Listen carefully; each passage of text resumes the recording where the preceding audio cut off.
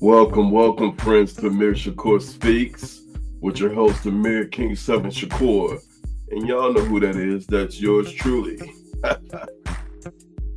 Wanted to welcome you all, and today we're talking about a legendary film franchise that's been remarkable to say the least. A lot of times we're talking about problems in urban America and ongoing issues.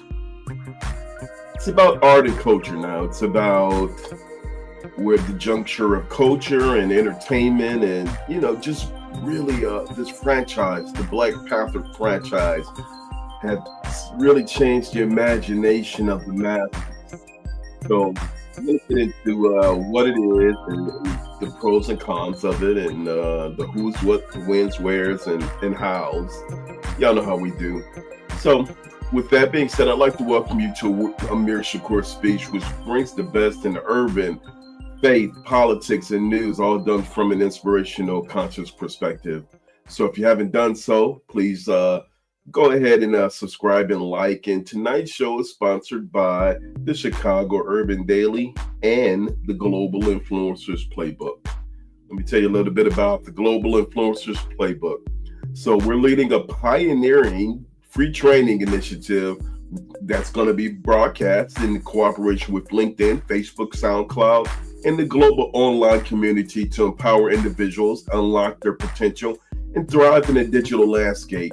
The program will offer personalized training and consultations for individuals, businesses, and alongside of anyone who wants to get in depth with technology and AI and basically to leverage your own brand on a global basis. Influencing is really what it's all about. So brand marketing is the world and it's everything right now. So, there's also certifications for those who are interested. The training sessions will begin Thursday, February 20th, and we'll be doing a live stream on this broadcast to embark on this incredible journey. So if you're interested, please feel free to email Amir Shakur Speaks at gmail.com, and I'll put that in the chat. Amir Shakur Speaks at gmail.com. I'd like to welcome all of those friends in our online community. And if you want to join the conversation, you have something you want to share about Black Panther or any questions, please feel free to come on in. I'm welcoming everyone. Don't be scared. Don't be scared. It's a non-offensive, friendly atmosphere for everyone to get involved in. I'd like to welcome everybody in our online community, and again, this is a no holds barred, speaking the truth. We do what we do, so your voice matters. So let's stand up and speak out and join me. And hey, that's how we get down. So again, if you want to join me in the online chat, please feel free to come on YouTube at Amir Shakur Speaks broadcast channel, and you can come on and get involved in the live chat. I'd like to welcome all of my friends and my VIPs in the VIP club in the chat room, and you can come on in and have some good conversations. And we got a family going on here, so it's a family atmosphere. Let's see who's in my chat room this evening. All right, so good evening, Ramona. How are you? Yeah. Thank you for joining the show, and everyone else who's here. Thank you, guys. It's definitely a great show. It's going to be a great segment. So without further delay, I'd like to get into a little bit to what we're talking about here. So let's talk a little bit about it. Well, the Black Panther franchise primarily refers to two things. We're talking about the Marvel Comics superhero version, the King and the Protector of a technology advanced African American community of Wakanda. And it was created, guess what? It was created in 1966 by Stan Lee and Jack Kirby, and the character was a black mainstream superhero in American comics. So again, this is not a new venture, but it's been around for the better part of almost going on 60 years. Black Panther is definitely a franchise in itself, and it's a phenomenon that overtook the globe here, starting with the major releases of the movie in 2018. Um, Speaking of that, just a little bit of a announcement that I want to make. So we are in Black History Month, and every month we're going to get back to Black Panther, but every week, every show this week, we're talking about Black history.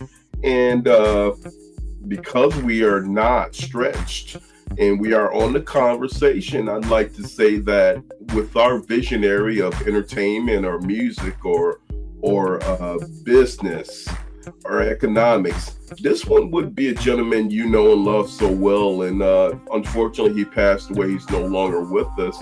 But this gentleman's name is Chadwick Boseman. I'm going to bring him up, and he's our Black History hero of this particular segment. He was actually the star of the original Black Panther film of 2018, and he's a transformative actor and playwright, and he became the global icon portraying King T'Challa in the movie Black Panther, and it reshaped the genre. You know, he's definitely was celebrated for the legacy of what he brought to life on the screen.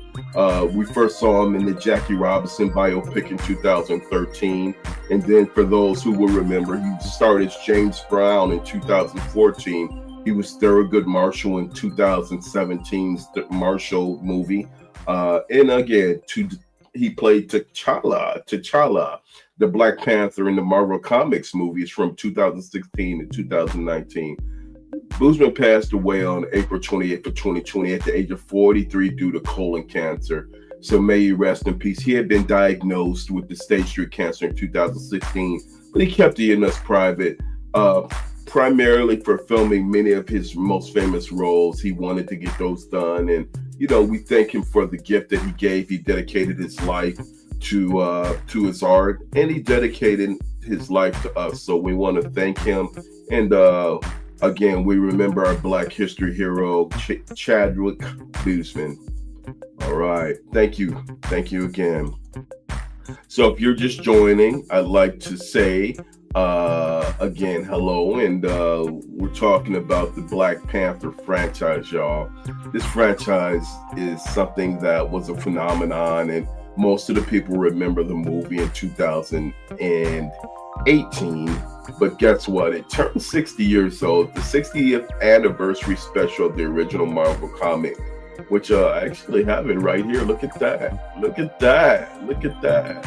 And this was released Wednesday, the 60th anniversary release was on Wednesday, February 18th of 2026. And the comic featured new stories. This is actually the original, I believe. So, definitely 60 years of Black Panther. How amazing, right? So let's look out for the 60th year anniversary edition. If I had that, I would show you guys, but definitely a franchise within itself. So I want to get back to the Black Panther itself and the movie. The original character T'Challa was created by Stan Lee and Jack Kirby, and it made its hysterical debut in the Fantastic Four number 52 in July of 1966. That's the king of the technologically, let me get that right, as the king of the technologically advanced African nation of Wakanda. He holds the distinction of being the first Black superhero in mainstream comic books origins in history. Well, actually, you know what? I'd say he wasn't the first. We do remember Spawn, and we also do remember Blade. So Blade actually recreated the Marvel franchise. So, those exist. The original creators, again, Lee and Kirby, developed a character to address the lack of diverse representation in the superhero community. And it was a concept creation that was in the 60s. America was very innovative to see Black heroes for Black children, Black community. And the concept character came from Cold Tiger, the Mantle, which, it evolved from another character, that is. And within the comics history, the title Black Panther was given and passed down, and it definitely became a genre specific thing, but it definitely became a generational changing thing. While T'Challa was published in the first Black Panther, he wasn't called Black Panther again. He was called Cold Panther, or Cold Tiger is what he was called. And we now know him again, fortunately, as the Black Panther. I want to show a little bit about the movie for those who are watching, and those who will watch it. Just want to show a little bit about the film, just to kind of engage you guys to see what it's all about. And a lot of people have seen it, so we're not recreating history, but we letting people know. So give me 1 second, and I want to pull up the actual film. This is the original trailer for the film, and I'm gonna take it back and just want you guys to check it out. It was actually pretty amazing, and it's still pretty innovative for where we're at here in 2026 America. So let me go ahead and pull that up and check it out.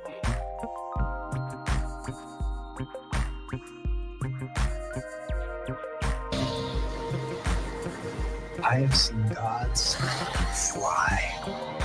I've seen men build weapons that I couldn't even imagine. I've seen aliens drop from the sky. Yeah. But I have never seen anything like this. How much more are you hiding? Hold up. Let's go.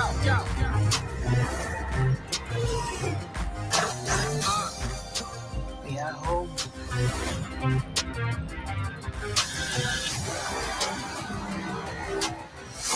My son, it is your time. Show me my respect and bow down. You get to decide what kind of king you are going to be.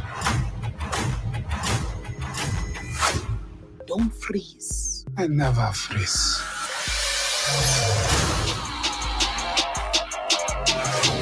The revolution will not be televised. Show me my respect and bow down. We own ya. We own ya. We only getting started now. Cause we own ya. Everybody think they know me now. Cause we own ya. You and I'm my homie now. Cause we own ya. I waited my entire life for this. The world's gonna start over. I'ma burn it all. What happens now determines what happens to the rest of the world.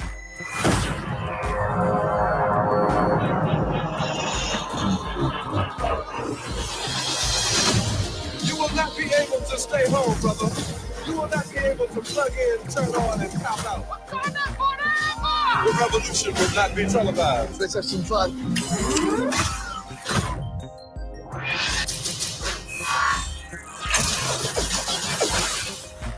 The revolution will be live.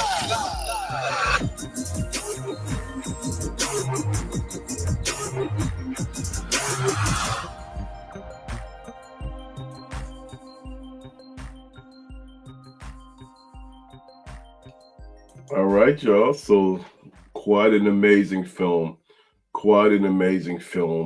And I'll tell you what, the rest is history. I really want to give this movie the treatment that it deserves, and it's become one of the biggest money earning franchises in Marvel Comics history. And that is something that we understand, the bigness of films of the Marvel universe. The Black Panther joined the Avengers team and became a mainstay member for several decades, and we saw it. And if I can find that actual appearance in the Marvel Comics Avengers series, I'll show that too. But the series featured the Panther's rage story, and it's often it was made from the first graphic novel due to its complex continuous title. Jack Kirby in 1977 returned to launch a solo series, which I don't think ever got off the ground. But I was introduced to Black Panther over 10 years ago, and it was through Marvel Comics Captain America. So the inaugural issue looked something like this. Big comic book fan, so I guess that's what fueled my interest in journalism. But going back to the movie itself, the movie was amazing. So I'd just like to welcome everyone and out there in the World Wide Web, and I'd like to welcome Beth. And yes, if you guys have been watching, or if you guys want to come on and participate and join the conversation, please come on the YouTube channel, Amir Shakur Speaks, and feel free to join it. And you also, if you guys want to join me in the chat room or join me on live, I've also placed the link, so you guys can come on and share your love for the movie, share your love for this franchise, and where you think it should go. I do want to say the director of this movie is Ryan Coogler. And a little bit about Ryan Coogler. Ryan is someone who his history. He's an American filmmaker, and he's received many NAACP awards and Grammys and Golden Globes, and he's definitely someone to know. I want to show a little bit about Mr. Ryan Coogler as well.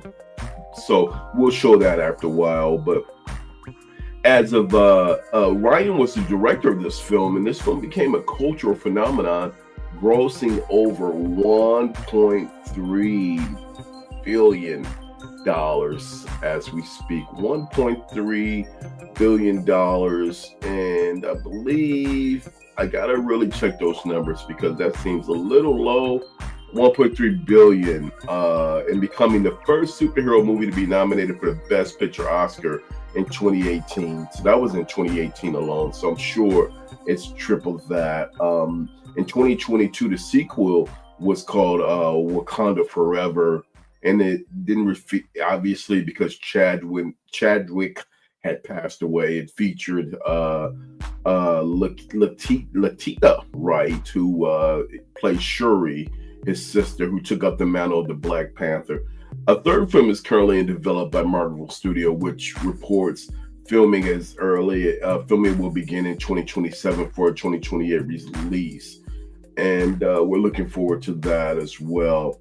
So as I told you guys, the 60th anniversary special is a landmark that's coming up pretty soon. So let's get back to Mr. Ryan. I definitely want to spend a little bit of time on Ryan, and I want from his perspective is really what I want. If you guys are just joining us, we're talking about the Black Panther franchise and where it came from and why it's important and why it's definitely important. And I'm a big Marvel fan. I've always been a comic book fan. And I think that, kids need to dream. So we'll talk a little bit about that, but I don't want to get lost on Ryan Coogler. I'm going to pull up an interview about Ryan, and I think I would be on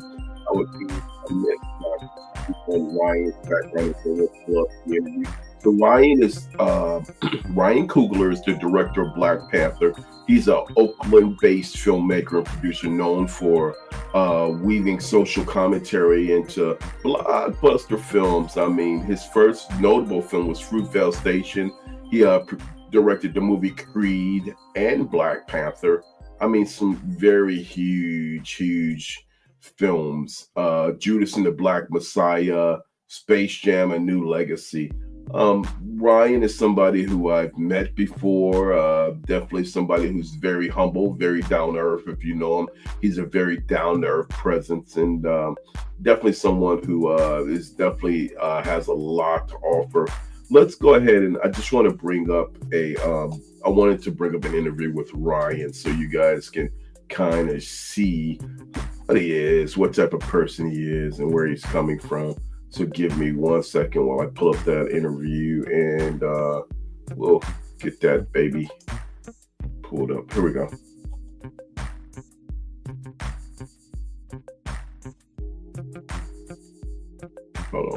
1 second.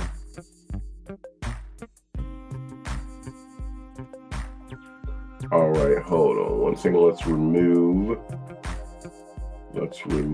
and then add to the stage. All right, there we go. Live is always difficult, y'all. See in Fruitville. I know it wasn't your first project. It's the first project that the world really got to see in Fruitville Station. Why was it important for you to base your first project where you came from? It's a great question, bro. Like, I pitched Forrest Whitaker 3 projects. Fruitville was one of them. That was the one I believed in the most. I was still in film school, man. I literally left class to go sit down with his producer, and then left class again and go sit down with him. And I was blessed that like one of the projects that I made while I was in film school, which nobody will ever see, it impressed the teacher there, who then remembered me years later when somebody from Forrest Whitaker's production company reached out and said, "Hey man, is there any young filmmakers we should get to know?" Really? This is after you had already left? I was still in school. Oh, you were still there. But the guy, man, rest in peace, bro. He passed during the pandemic. His name is Jed Dannenbaum. He taught me my first semester when I was at SC. That first semester when I left football and went to film school in LA, he was my directing teacher. And one of the first projects that I made in that class, he pulled me to the side and was like, "Hey man, you got something." He was like, "How'd you come up with this idea?" And you know, and he and I got close. You know, he made a recommendation for me to Forrest Whitaker's production company. Forrest Whitaker's production company is run by a woman named Nina Yang Bon Jovi. She married to one of the Bon Jovis. She sat me down and you know, kind of said, "Hey, what kind of movies you trying to make?" You know, and Fruitville was one of the ones that I was working on. And they said, "Hey, let's make that one." I had a homie named Ephraim Walker, who's a filmmaker now, but he was a law student at SC at the time. He went to James Logan in Union City for high school, wrestled there, went to Howard. I think he wrestled at Howard. And does he fuck with Deion Taylor now? He does. Ephraim. Yep. Yeah, okay. Ephraim Walker. Walker. No, bro. Yep. So Ephraim was working on that case. He was interning with John Burris. And then he was working full time for them and a guy named Dante Pointer. You know, they all in the office in East Oakland. Not far from my wife was working at the time.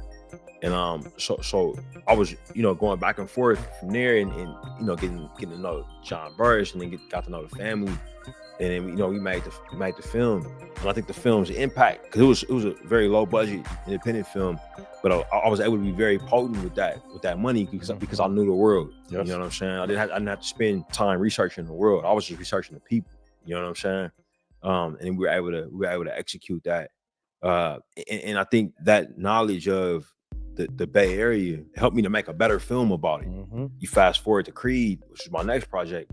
You know, I was making a movie about a place I didn't know in Philly. So I had to do that work to get to know it, to get to know the sport of boxing and to get to know that city. You know what I'm saying? And it was important to me because, you know, I'll be crushed if we put a movie out about a place, you know, and the people say, "Hey man, y'all got it wrong." That would kill me because you know people get Northern Cali wrong a lot. You know what I'm saying? They get us twisted all the time, and a lot of that is media produced. That's being done by people who don't know it. Not from there, and you don't gotta be from there. But if you're not, you do have to take the time to get to know it. You know what I mean? It was a lesson in like really doing the research. Authenticity of it. Yeah. Your partner in crime, Michael B. Yeah. He's been by your side since the beginning. How did you guys come together as friends and brothers, and then how did that chemistry translate into film? Yeah, I mean, we met through the work. You know, I was looking for an actor to portray Oscar Grant. Rest in peace. He was the guy I thought could do it. You know. He kind of had the appearance, had the age, the intangibles. But then when I met with him, I saw something special in him, man. And Mike's a former athlete. You know, he grew up as a child actor, but he also grew up hooping and running track and jumping. He and I had that athletic shorthand immediately. And I recognized in him somebody who was trying to push himself, push the medium. That healthy kind of ambition, you know what I'm saying? That you need. Yeah. The competitive side. Yeah, bro. It's necessary. You know what I'm saying? And he had all those things. And then when we started to work together, it was a great chemistry there, bro. And in our business, bro, if it ain't broke, you know what I'm saying? You don't fix it. I remember vividly when you invited me up to the Disney lot.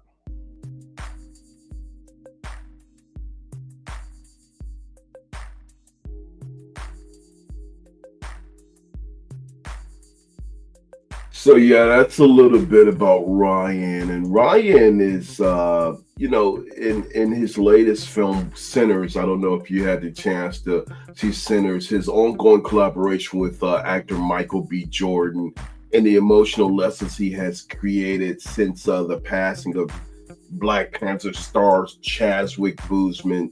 You know, his genre bending films, I mean, they have a lot of definite cinematic gumbo, genre bending. Always the conversation can be about social justice. The conversation could be a multiple cultural conversation. I love his technical choices of how the films are always produced. Cinematically, the films are very beautiful, and I wanted to share another film just to kind of get you an idea. Ryan mentioned in reference to the Judas and the Black Messiah, which was a biopic about the late Chicago Black Panther founder Fred Hampton, Chairman Fred Hampton Jr., Chairman Fred Hampton Sr., I should say. So give me 1 second. I thought it was really good that we pulled that up, and Judas and the Black Messiah trailer, just to give you an idea of contrast. So bear with me 1 second, and we're gonna pull that up, and I'm gonna bring that to the stage for you. Can we get that trailer added? All right, there we go, y'all. We are on point. Here we go. Deputy Chairman Fred Hampton of the Illinois Black Panther Party. Repeat after me. I am a revolutionary. I am a revolutionary. I am a revolutionary. I am a revolutionary. I am a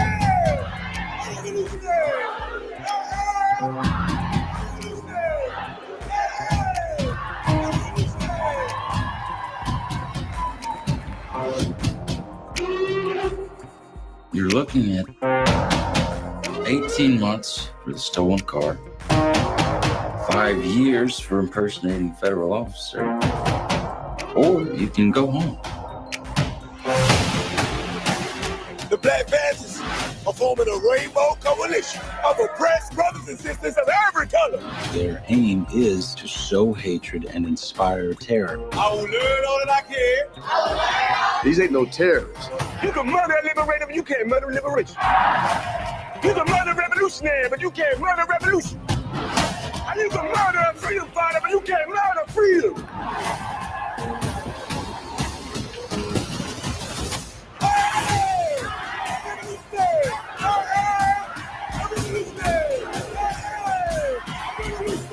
I'm a God for the people because I live for the people. I live for the people because I love the people.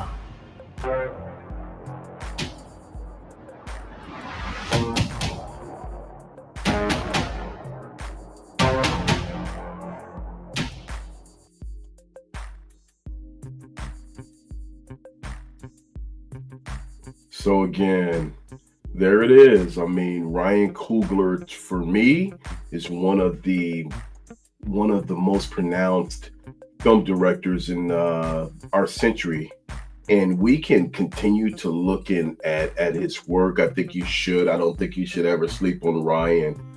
So, when it comes to artistry, the Black Panther series, why is it so important? Well, it's culturally significant to the Black community because it offers a rare, positive, and powerful depiction of African heritage, but it showcases it from a technologically advanced, not colonized African nation of Wakanda. I was really, tell you the truth, I was really against a fictitious African country that was technologically advanced. It just seemed like, for me, it seemed so unrealistic. But after thinking about it, and several years later, I mean, the movie was wowed me, but it also serves as a major milestone by featuring a black cast with breaking stereotypes, with diverse roles, empowering young black children to dream, and not even just black children. I mean, cross-board genre specific. To see, this bigger than life hero through the themes of community and pride, it's a representation of empowerment. The film features, black characters as kings, queens, scientists, and warriors. And it breaks stereotypes that the likes of which we had never seen, and it celebrates African culture. I definitely want to do more, and I've done more in the past few weeks, coming weeks. You'll see ways that we can highlight this film and really take to task the who's, what's, when's, where's, and how's. I think it's the love of community. I think it addresses complex issues. I think it really takes to task what it is to not only bring the attention of cultural influence from an urban perspective, but you can take it from a technical perspective as well. With AI involved and technologically a technologically advanced community like none other is so amazing to me that I just believe that it's in its narrative and its production, it serves as a source of pride and a testament and strength. So while addressing those issues, the cultural milestones are amazing. So again, due to the massive success of the film and the stories, and shows black characters have universal appeal, challenging Hollywood norms and regarding diversity. So, again, this transcends even the urban community, the black community. It goes into communities around the world to see a superhero that rises from area culturally lack of diverse. Africa has been seen to many as a subculture, third world type group of countries that the picture of common Africa is not what most people think it is. But we are ingrained with this superficial stereotype. But there is a powerful cultural moment that is resonating with history and dignity and the aspirations of these communities, that we see the modern cities in Africa are beautiful. Ghana and Sierra Leone and some of the countries that are just beautiful. Alexandria, I mean, if you go to any of these countries, I mean, they challenge and they rival a lot of Nairobi. They challenge and rival some of our best cities, and they are culturally defined as well. So, yes, why Black Panther is a defining moment for America? Because, it's a vivid reimagination of something that we've cherished for history, for centuries, for years and years and years in our community, and that's the dream of wholeness. So I think that it's worthy of the attention that it deserves. I think Black Panther even deserves more attention, and I think we need to continue supporting this franchise. I think that it's cool, like you said, Beth. That's cool for breaking stereotypes, and that's very it's very notable. Wow. Okay. Thank you for sharing as well. And you guys in the World Wide Web, and if you're joining us, if you want to join us and join the conversation, please feel free to. I'm just going through some of the folks in the chat room. You can come on to Amir Shakur Speaks channel and address and, just say hello, and like Beth said, hi, Chad. Hi, Beth. We can, our VIPs are here and showing up and always representing. And again, yes, it does break stereotypes, meaning the movie itself. So thank you for sharing that. I just want to say that if we take a deeper dive into Black Panther and what it is, it's very important. and it provides just a rare high budget celebration of African American or African Black identity through the diaspora. And it's not just a Black thing.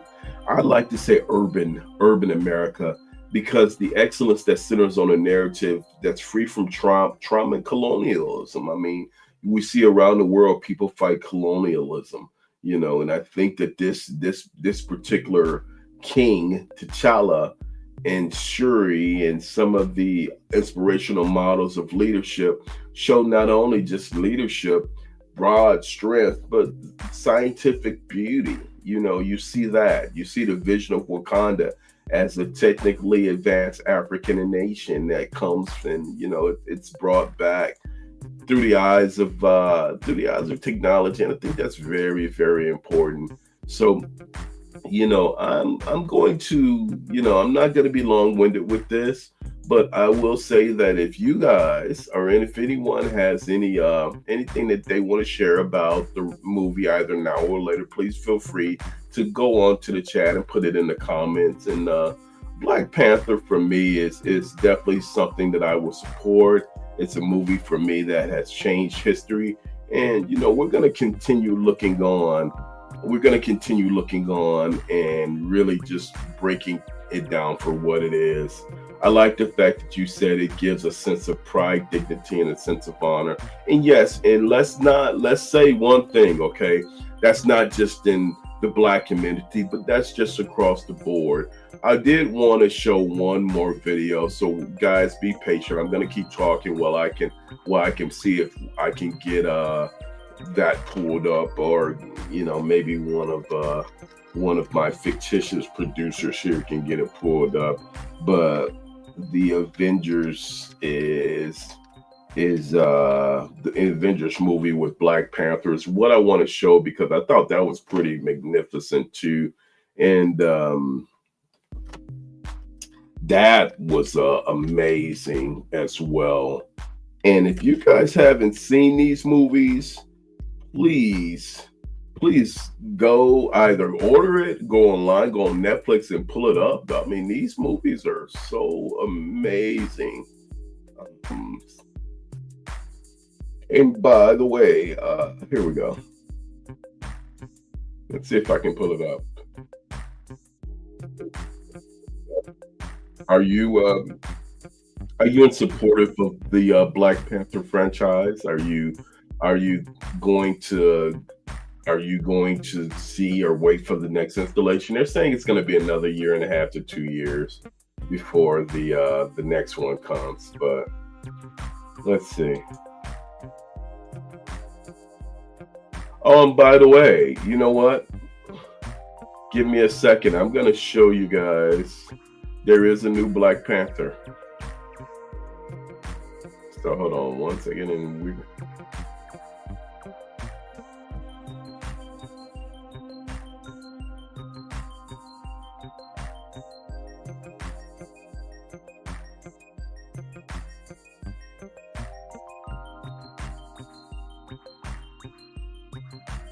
So let's see. I'm just trying to. I'm sorry. I didn't blank out. I was just trying to find the latest installation of the new Black Panther. You know what? We won't worry about that. We won't go that far. I will go on to say that if you guys have any questions, again, if you have any concerns, I definitely would go out and see this movie. I definitely would. Even as of from the 2018, 2020. It's almost 7 years old now, but I think it's worth seeing the original one. If you haven't seen it, please go see it. It's definitely an amazing piece, and I think it's worthy of it. I'm going to show, since I don't have the Avengers, I'll show the original one last time. I want to pull that up one last time, and I think that there's a lot of things that people can do in order to capture the imagination, show these movies to students. Let's go ahead and pull up the original one last time, and then let's show that trailer, and then if you guys have any questions, we'll take it from there.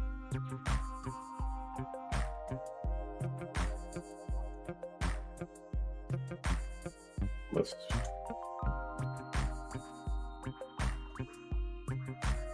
From the sky. Yeah. But I have never seen anything like this. How much more are you hiding? Hold up. Let's go.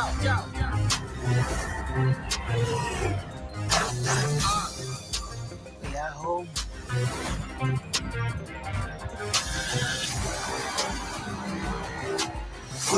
My son, it is your time. Show me my respect and bow down. You get to decide what kind of king you are going to be. Don't freeze. I never freeze.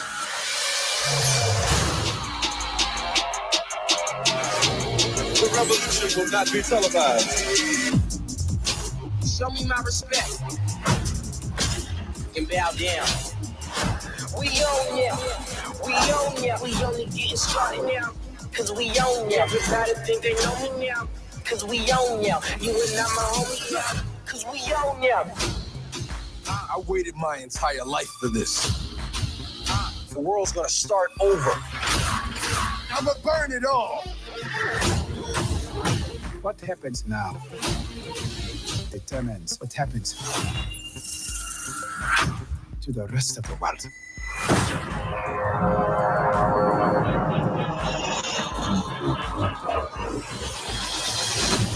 You will not be able to stay home, brother.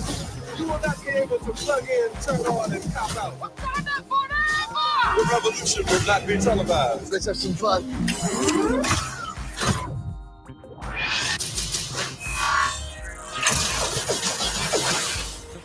The revolution will be live.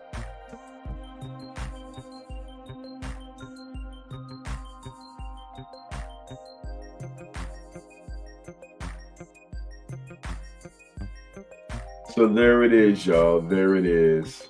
I just want to say that, the awesomeness of this movie, and again, it's important that the pioneers are uplifted because they wanted the Black Panther to break stereotypes and embody Black pride, and I would go on to say urban pride. Not only did Black Panther give the Black community a sense of pride, but it gave a lot of folks, a lot of children, inspired them to dream, inspired them to think that they can become this superhero if they do the right things and embody justice, embody the movement and the idealisms of righteousness and truth and fighting for what's right. And those are the important things, and why comics are very important, especially to young children, because it inspires them. Yes, so it was a universal movie, and thank you so much. And the special effects were amazing, and I thank you for that. And I've seen the movie, I saw it at the theaters, and I would love to show a group of brand new children who haven't seen the movie. And listen, y'all, I am Amir Shakur, and again, it's been fun. It's been an enjoyable segment to kind of get away from some of the more serious things that we've been talking about, and to go back. Next week, we're starting a series, and that series is based upon the mega movement. So it's going to be broadcast on the World Wide Web, and look out for that.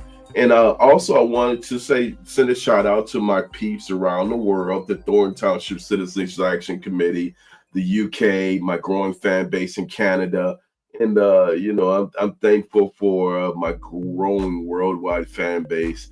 I did share last week I passed 50,000 views from this particular show alone. Now I'm at 60,000. So in 7 days, I've gotten 10,000 more views. So I appreciate you guys, and I honor you guys, and thank you for being my fan base. Thank you for my crew in the World Wide Web who have watched and been a part of the inception from day one. I appreciate you guys, and Amir Shakur Speaks, is about finding voice and giving a voice to the people. If you guys have a segment that you guys would like to see, feel free to email me. Send me an email at amirshakurspeaks@gmail.com. I'm going to pull that up and show that on the screen. But send me an email to Amir Shakur. That's not the right one. Let's get it right. So it's going to be Amir Shakur speaks@gmail.com. I'll highlight that for you guys. And if you got any questions, or if you want to be a special guest and you have a point of conversation, shoot me an email. I'd be happy to entertain. Right now we're doing probably about 50,000 views a month. I'm sorry, 50,000 views. Looks like we're doing 50,000 views a month. Yes, that is correct.